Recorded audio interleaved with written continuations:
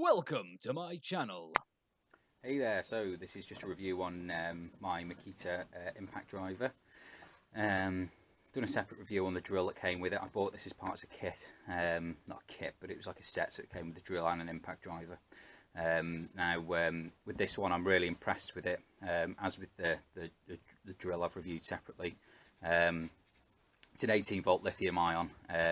Now with this one, it has only got the one row of batteries in it, so if you've ever opened up one of these cases, or you've seen anyone taking them apart and stuff, the difference between this one and the ones that have got like the thicker packs is basically they've got these batteries in them called 18650s that go along this way, like a big AA battery.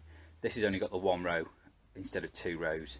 Now that has not affected in any way the use of this at all. This will last an entire day for me without going flat. In fact, I don't think it's ever gone flat.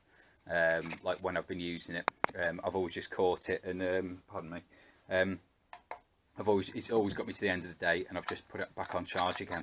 I'm not sure why that is, whether it uses less power than a drill. Well, but my drill here, I'll normally drain this probably once during a day. If I'm using it all day, it'll probably go flat once, and I have to recharge it. But as I was saying in the review about this one, if we just touch on the batteries, these batteries have been charged probably twice a day, probably once a day, twice a week, all year round, because I'm doing so much in the garden and the house at the minute. And they're still just as good as the day I bought them. From a user point of view, I'm sure they're not if you actually measure them and everything, but from a use point of view, they're absolutely perfect. The model number on this one is a TD127D, 18 volt lithium ion, and I'm really happy with it. I'd never had an impact driver before, and it's one of those things you don't miss it until you've had one, and then you miss them straight away. These came with it, the impact driver, the Phillips head or Posi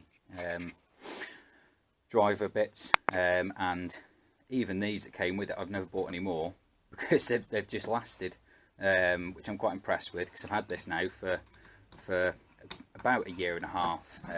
I'll show you quickly, bear with me.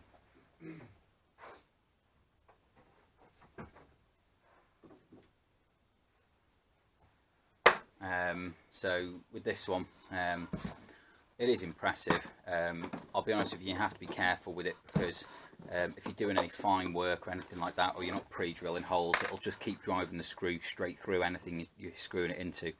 So I know this is only a bit of scant timber, but if we do it into it's not a self-tapping screw, it's not got the threads cut at the end, you know, like some of them pre-drill themselves.